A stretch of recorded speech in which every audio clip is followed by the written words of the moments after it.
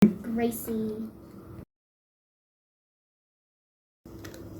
TJ, but my full name is Thomas James Dean Rose. Sometimes I sit on my hands like I'm doing right now. It's become a bit of a habit because some of my tics involve shoulder movements and stomach jolts. So I'm just sitting on my hands and like pushing my fingers into my legs, kind of like helps the nerves to relax a bit. I have no idea why.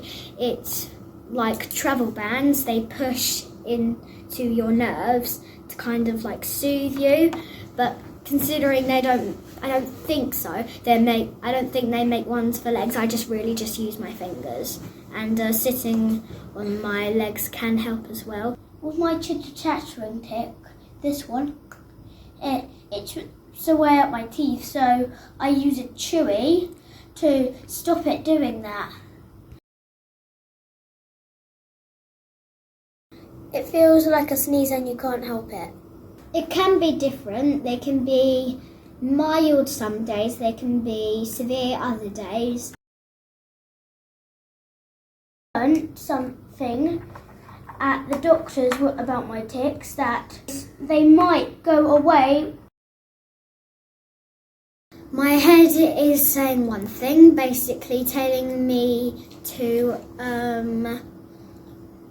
control this, come on, you need to control this, it's hurting you, so just stop, take a breather. But then my tics are saying another thing, they're saying, we can't control it, it's a thing that comes naturally. And when I'm doing my tiptoe tic, with my tippy toes, it slows me down on my walking pain a couple of times. I have something that I do called tic outs, which is where my brain kind of goes into shutdown mode and my tics take over. It's like there's a little black dot on my brain, and that's basically my tics. And whenever my brain can't handle something, it switches over to the black dot, which is my tics. And then my tics take over and start to make everything like worse. And when I talk about them, I think it triggers them, because thinking about them actually makes me tic.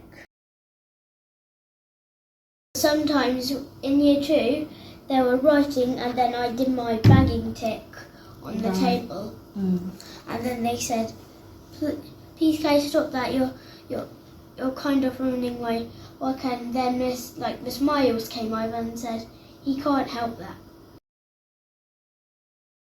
People knowing more about it and having more knowledge of what it can do to me, and that if it distracts people in the learning process, it's not really my fault. Involuntary movements that can't be controlled and that come naturally.